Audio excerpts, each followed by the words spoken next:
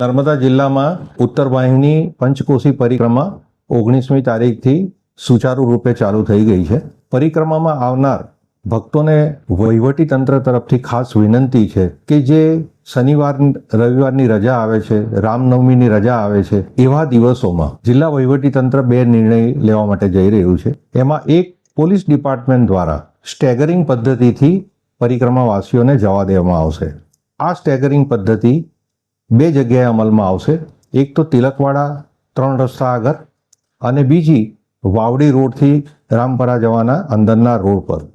એટલે ભક્તોને ખાસ વિનંતી કે પોતાને 1 કલાક 2 કલાક જો કોઈ જગ્યાએ સ્ટેગરિંગ પદ્ધતિના કારણે રાહ જોવી પડે તો એ રાહ જોવા માટે વિનંતી છે. બીજી બાબત એ છે કે સામાન્ય રીતે શનિવારની રજાના દિવસે કે કોઈ ધાર્મિક તહેવારની રજાના આગલી રાત્રે આવતા હોય છે તો મારી ખાસ વિનંતી છે કે આપ સોમ, મંગળ, બુધ, ગુરુવારે આવો તો આપને ઉત્તમ કક્ષાની વ્યવસ્થા અમે પૂરી પાડી શકીશું. આ વખતે એક બીજો અમે નિર્ણય લીધો છે કે જે પવિત્ર યાત્રાધામ વિકાસ બોર્ડની જે વેબસાઇટ છે એ વેબસાઇટ પર રજિસ્ટ્રેશન કરાવવું જરૂરી છે.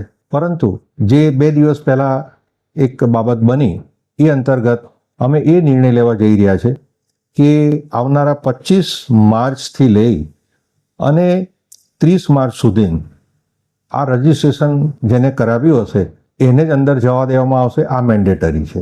ત્યાર પછી જે બીજા રજાના દિવસો છે, દાખલા તરીકે 2 April, 3 April, 4 April, 11 April, 13 April, આ દિવસોમાં રજિસ્ટ્રેશન મેન્ડેટરી છે, જેથી કરીને આ યાત્રા આપ સારી રીતના કરી શકો.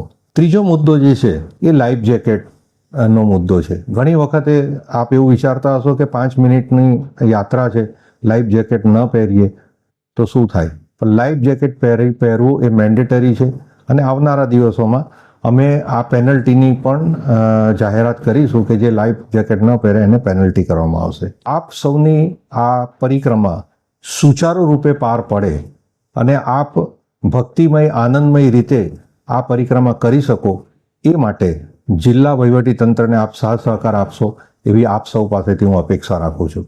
આભાર.